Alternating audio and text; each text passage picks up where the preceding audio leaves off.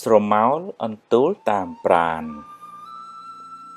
បើអ្នកញញឹមដាក់កញ្ចក់នឹងញញឹមដាក់អ្នកវិញបើអ្នកព្រោះស្រូវហើយមើលថែវាត្រឹមត្រូវ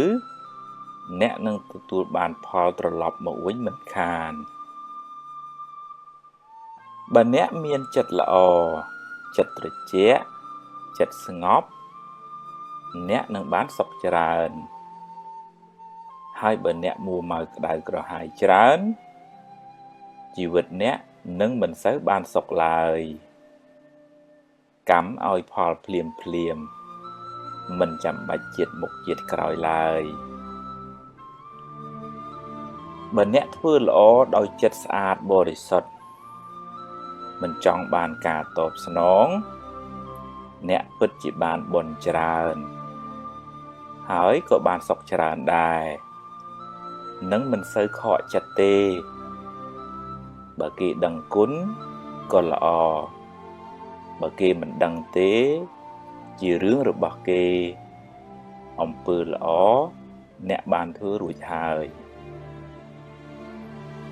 ធ្វើល្អចង់បានការតបស្នងសងគុណមិនសូវបានបុណ្យទេម្យ៉ាងទៀតជីវិតនេះក៏មានឥទ្ធិពលពីកម្មចាស់ដែរ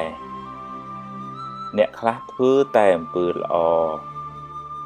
បែរទៅជាជួបតែរឿងមិនល្អទៅវិញមិនដឹងថាបានសាងកម្មអីពីមុនមកសូមកុំអស់សង្ឃឹមកុំយល់ច្រឡំថាធ្វើបុណ្យហើយបែរទៅជាទទួលបាបវិញអីសោះបើអ្នកដាំដូងអ្នកមិនអាចបានផ្លែស្វាយឡើយរឿងអាក្រក់ជាផលនៃបាបកម្មចាស់ចំណែកបុណ្យថ្មីមិនទាន់មានពេលឲ្យផលនៅឡើយពេលធ្វើអំពើអាក្រក់